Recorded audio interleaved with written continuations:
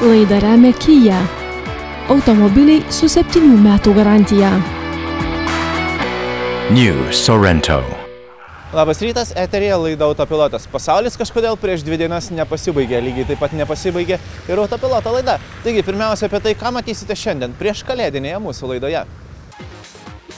Išgyvenusiems pasaulio pabaigą pasiūlysime išbandyti pagyvenusią Hondą, kuri apsimeta visureigiu. Galės sėdynę atsilenkti ir lengvai padrybsoti. O tiems, kurių kraujyje cirkuliuoja šiek tiek benzino, parodysime sportiškiausią šių metų Lietuvos automobilį, kuris lietuviškos žiemos metu jaučiasi kaip karvė ant ledo. Šitas automobilis primena labai kūdą, mažiuką, bet labai raumeningą japonų karatistą.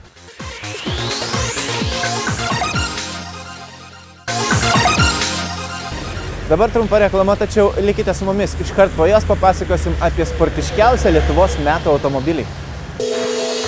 Laidą remia Kia. Automobiliai su 7 metų garantija. New Sorento.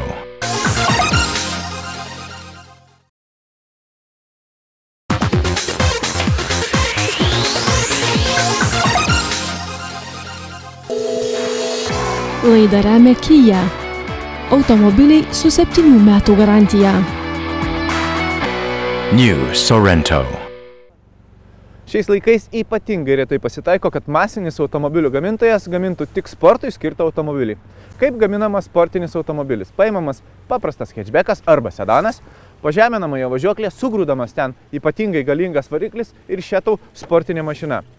Bet du automobilių koncernai sutelkė jėgas ir pagamino tik sportui skirtą dvidurį kupė. Už tai jums ypatinga pagarba. Turbūt jau supratote, kad šiandien kalbėsim apie 2 Japonijos koncernų Toyota ir Subaru bendrą darbą. Toyota GT86 arba Subaru BRZ. Taigi šiandien mūsų ekranuose BRZ.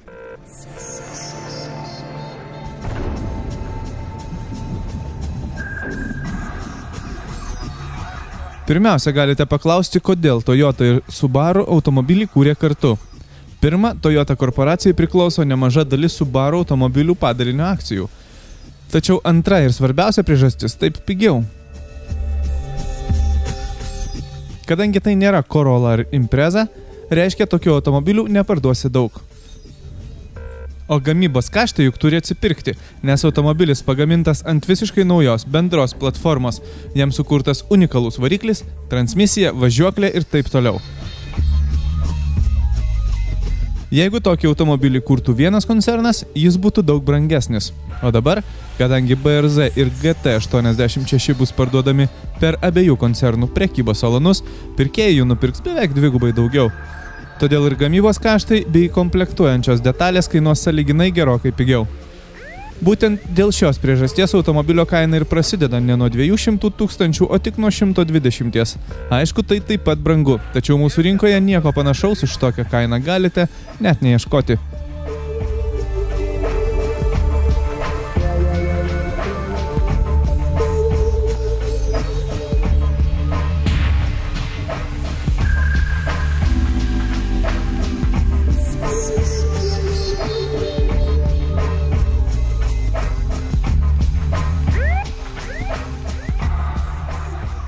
Šitas automobilis primena kūdą, bet labai raumeningą mažiuką japonų karatistą. Ūgis vos 1,30 m, bet pasižiūrėkit, kokios raumeningos jo ratų arkos.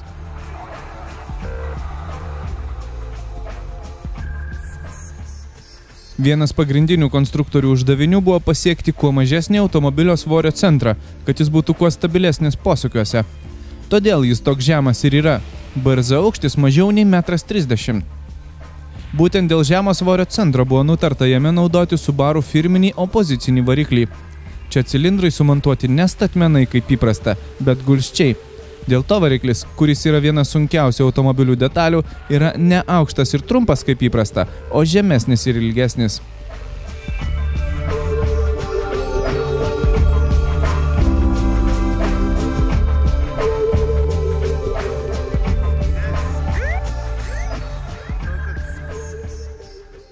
Pasižiūrėjus į skaičiukus, atrodo nieko įspūdingo. 200 arklio galių, nieko įspūdingo. 205 Nm, nieko įspūdingo. Įsibėgėjimas iš vietos iki 100 km/h per 8,5 sekundės. Visai neįspūdinga. Maksimalus greitis 210 km/h, tai mano dizelis važiuoja greičiau. Bet Svarbiausia, ką šitas automobilis išdarinėja posūkiuose.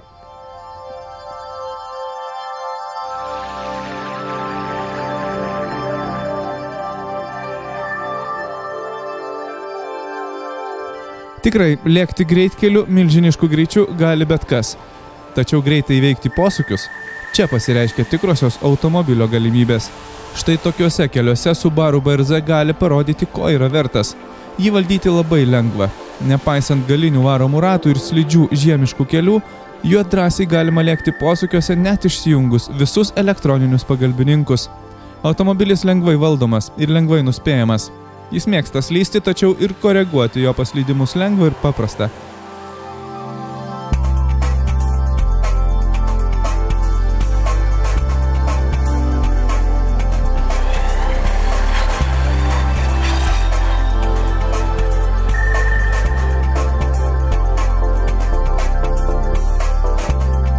Tai tikra adrenalino gaminimo mašina. Jeigu norite pasimokyti driftingo pagrindų, šitas automobilis jums puikiai tiks.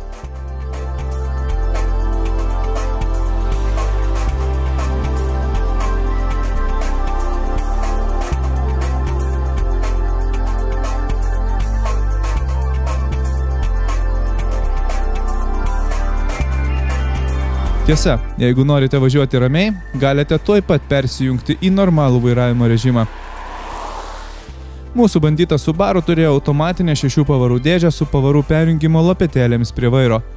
Pakanka vėl įjungti stabilumo kontrolės sistemas, pavarų svirtį pervesti į padėtį D, netgi jos darbą galima perjungti į žieminį režimą ir automobilis taps paprastas ir paklusnus kasdieninis pagalbininkas.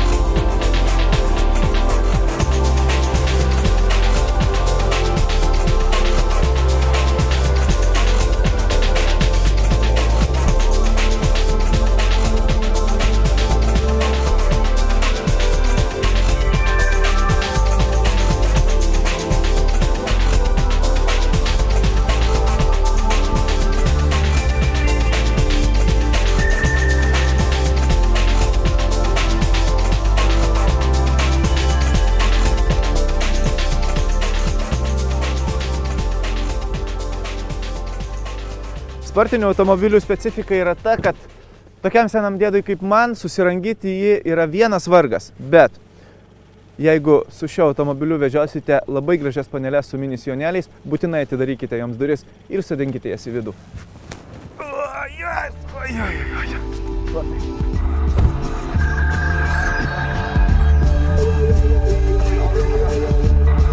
Viduje jaukiai nepasijusite, jeigu sergat klaustrofobija. Vairas sportiškai status ir visai arti. Sėdėsena sportiška, sėdynės puikiai prilaiko kūną posūkiuose. Prietaisai paprasti ir aiškus, nieko nereikalingo.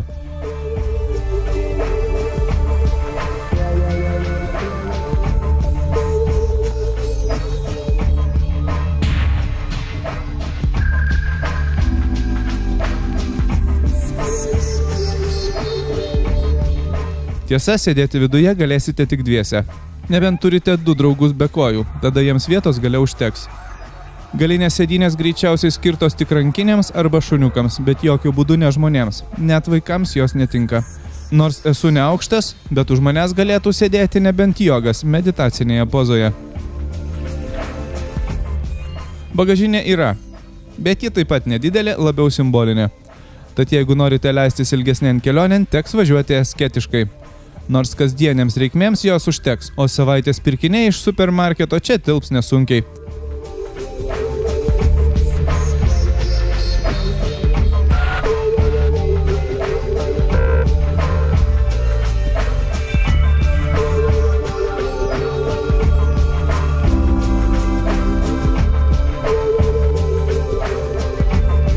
Taigi tai tikrai pats sportiškiausias šių metų automobilis. Ir ko gero vienas didžiausių atradimų, kuris tikiu ne vienam padovanos begalės teigiamų emocijų. Ne veltui Lietuvoje, kurioje žmonės kupė tipo automobilius perka labai jau nenoriai, jų per abi markes jau yra parduota daugiau kaip 10 vienetų. Gerai, kad dar yra drąsių žmonių mūsų šalelėje.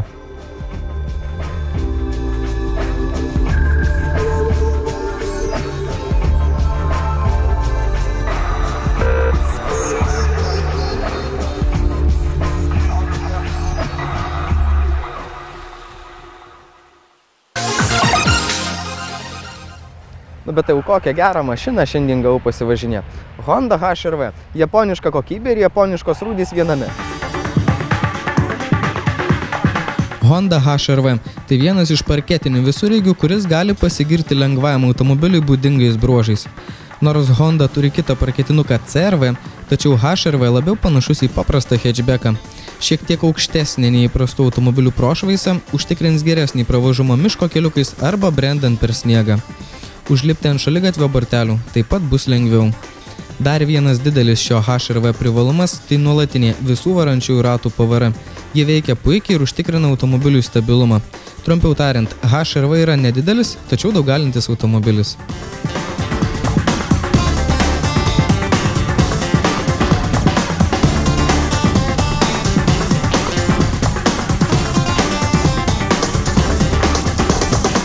Kai sėdi į japonišką automobilį, tikėsi, kad viskas bus padėta kaip ant lėkštutės. Panašiai ir šiame automobilyje, tačiau yra vienas nedidelis, bet erzinantis trūkumas. Štai jeigu nori žinoti, ar įjungti žibintai, tai nėra jokio indikatoriaus. Turi pasižiūrėti, ar žibintai šviečia, arba atkreipti dėmesį į šią rankinėlę, ar ji pasukta tinkamai. Dažniausiai japoniški automobiliai pasižymi tuo, kad viskas elementaru ir neišrankus vairuotojai bus patenkinti visais automobilio siūlomais privalumais. Šis HR-V siūlo geros kokybės interjero apdailos medžiagas, kurias suniokoti sunku, o surinkimo kokybė tokia, kokios ir tikiesi iš japoniško automobilio, viskas suręsta tvirtai ir nebarška. Tai užtikrina komfortiškas keliones, kurių metu ausų nerėš pašaliniai garsai. Jeigu žvelgtume į šį automobilį iš praktinės pusės, tai jis turi tik 4, tačiau visai patogias vietas skirtas suaugusiems, o gale sėdintys galės pasimėgauti ir tuo, kad ilgoje kelionėje, kai jau atsibos sėdėti stačiai, tai galės sėdynę atsilenkti ir lengvai padrybsoti. Interjeras pritaikytas 4 suaugusiems, bet ruošiantis ilgą kelionę, jiems teks pasiimti tik pačius reikalingiausius daiktus. Nors ši Honda HR-V turi 4 puikias vietas suaugusiems, tačiau bagažinė yra labai maža. Ir jeigu tie 4 žmonės įsiruošė ilgą kelionę ir norėjo susidėti daug daiktų, tai to tikrai padaryti nepavyks. Honda HR-V ne tik atrodo, tačiau ir važiuoja kaip lengvasis automobilis, lengvai valdomas ir manevringas, todėl su juo malonu važiuoti tiek mieste, tiek užmiestyje. Nors važiuoklė nėra pati minkščiausia ir komfortiškiausia, tačiau aukšto profilio padangos tai kompensuoja. Sėdynės nėra iš pačių patogiausių. Panašu, kad gamintojas ieškojo aukso viduriuko ir norėjo įtikti visiems, tačiau tai lėmė, jog sėdynės netinka beveik niekam. Šoninio kūno prilaikymo nėra, minkštomis jų taip pat nepavadinsi. Stambiam vairuotojui sėdynės bus kiek per siauros, smulkiam, kiek per plačios, per trumpas sėdimoji dalis. Pagirimų nusipelno variklis, kuris sumontuotas į šį HR-V. Tai 1,6 benzininis agregatas, kuris draugauja su automatinė pavarų dėže. Vienas didelis šių HR-V trūkumas, kad gamintojas nesiūlė nei vieno dyzelinio variklio. Tačiau benzininis variklis energingas ir automobilį iš vietos išjudina nesunkiai.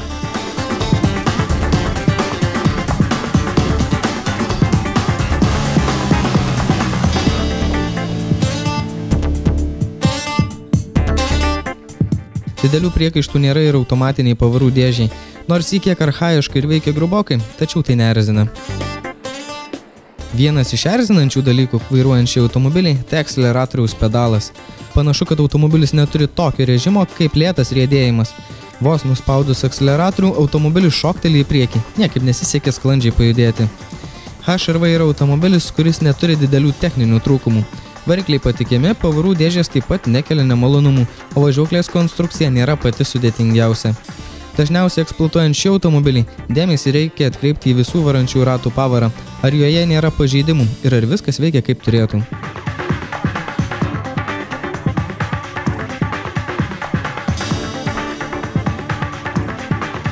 Tuo tarpu su rimtesniais kitokio pobūdžio gedimais šis HR-V nesusiduria. O ar kokiu nors gedimu turi mano mėginamas HR-V, man padės išsiaiškinti draugai iš serviso R2L.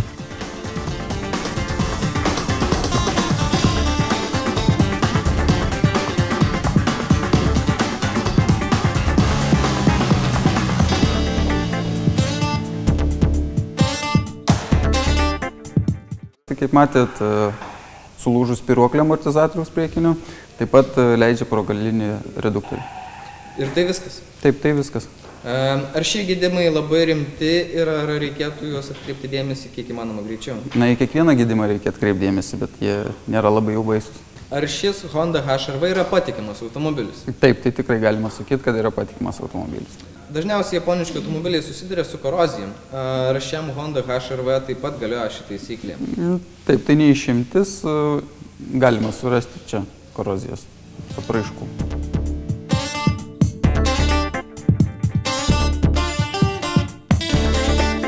Honda HR-V yra puikus automobilis, kuris suderina vidutinio hatchbacko ir nedidelio visureigio privalumus. Jeigu jis turėtų didesnę bagažinę, būtų puikus šeimos automobilis. Šis tas apie kainas. Jeigu norite įsigyti tokį 11 metų senumo HR-V, gali tekti pakloti nuo 8 iki 12 tūkstančių litų. Tuo tarpu naujesni automobiliai, sulaukę 5-6 metų amžiaus, gali kainuoti per 20 tūkstančių litų. Tai nėra pervertintas automobilis, jis kokybiškas ir puikiai važiuoja.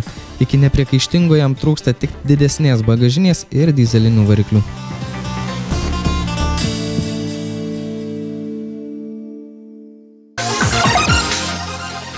Beros prieš porą laidų pasakojom apie Euro NCAP organizacijos naujausius 15 naujų automobilių modelių saugumo bandymus.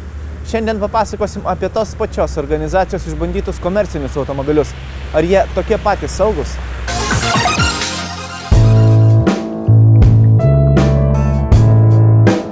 Europos nepriklausomų automobilių saugumo bandymo organizacija Euro NCAP prieš pat kalėdas išbandė populiariausius Europos rinkoje komercinius automobilius. Jiems buvo taikomi beveik tokie patys bandymai kaip ir lengviesiems automobiliams, nors sertifikuojant tokius automobilius jiems taikomi mažesni reikalavimai saugumui. Tiesa, Euro NCAP atstovai pripažino, kad saugumo bandymus teko šiek tiek adaptuoti automobiliams, atsižvelgiant į jų didelius gabaritus ir į didesnę masę. Tačiau automobiliai buvo bandomi visais testais, kaip ir paprasti. Priešpriešinis smūgis, šoninis smūgis į stulpą, susidūrimas su pėsčiuoju bei buvo tikrinama sėdynių geometrija ir kaip keleiviai apsaugoti smūgio į galą metu. Viduje tuo metu sėdėjo manekenai, kurie atitinka 2 suaugusius ir 2 vaikus, 1,5 ir 3 metukų, kurie sėdėjo žinoma vaikiškose kėdutėse ir buvo tinkamai prisegti.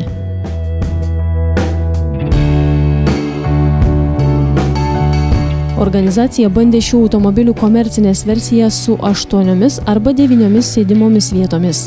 Dažnai tokie automobiliai naudojami verslo pervežimams, tačiau neretai jas renkasi ir daugiau vaikų turinčios šeimos kaip alternatyva dideliems vienatūriams. Tokie automobiliai nėra dažnai atnaujinami, jie naudoja krovininių automobilių platformas, o gamintojai nesiūlo tiek daug saugumo sistemų, kiek įprastiems keleiviniams automobiliams. Po bandymų organizacija oficialiai paprašė šių automobilių gamintojų skirti daugiau dėmesio saugumui, o šeimoms, kurios turi daug vaikų, patarė atidžiau rinktis tokio tipo automobilį, nes dauguma jų iš tikrųjų nėra labai saugus. Pasirodo, tik vienas iš bandytų automobilių, Ford Transit Custom, išlaikė testą pagirtinai. Gavo maksimalų 5 žvaigždučių įvertinimą. Tai pirmas komercinis automobilis gavęs maksimalų įvertinimą.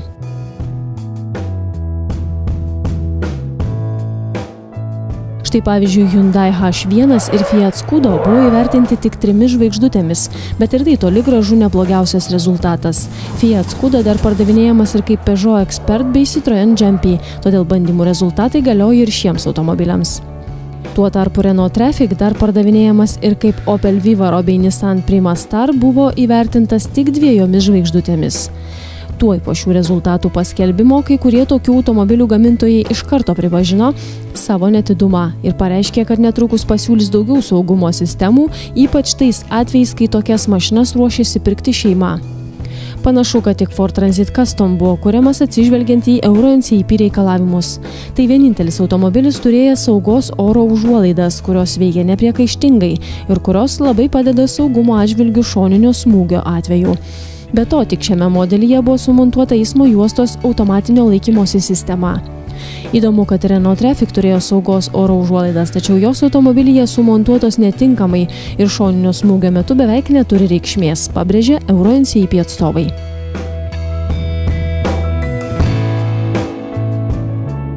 Taigi, testų rezultatai – Fiat Scudo arba Citroën Jumpy arba Peugeot Expert 3 saugumo žvaigždutės. Priekyje gali sėdėti 3 keleiviai, priekinė keleivio saugos oro pagalvė yra pakankamai didelė, kad galėtų apsaugoti visus priekyje sėdinčius. Pažymima, kad automobilio keleiviai blogai apsaugoti nuo smūgio iš galo, nes galvos atlošai ir saugos diržai nuo tokio smūgio deramai neapsaugo. Vaikų vaikiškose kėdutėse saugumas įvertintas puikiai, pėsčiųjų saugumas įvertintas blogai.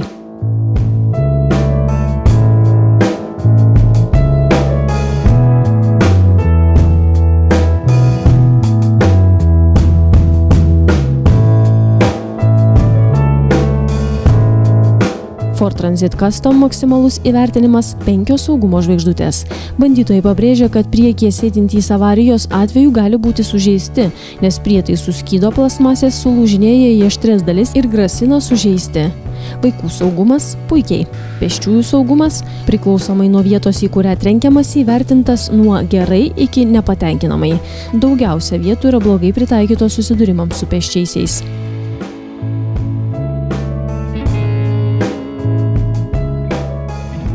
Hyundai H1 3 žvaigždutės. Čia taip pat buvo pažymėta, kad priekyje sėdintiems gresia būti sužalotiems prietaisų skydo plasmasių dalių, kurios kyla į aštrias detalės.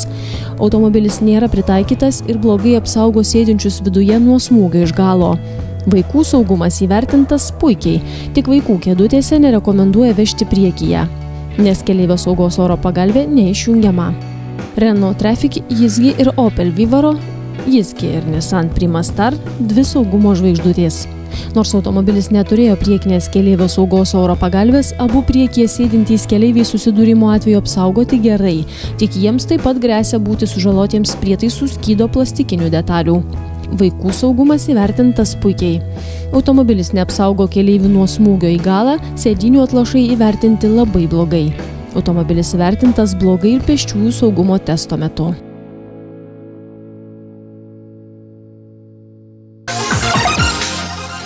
Na kągi, šiandien tiek, likite su Baltijos televizija, linksmų jums kalėdų ir susitiksim kaip visada, lygiai po savaitės, tuo pačiu metu. Iki.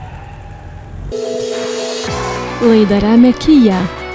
Automobiliai su 7 metų garantija. New Sorento.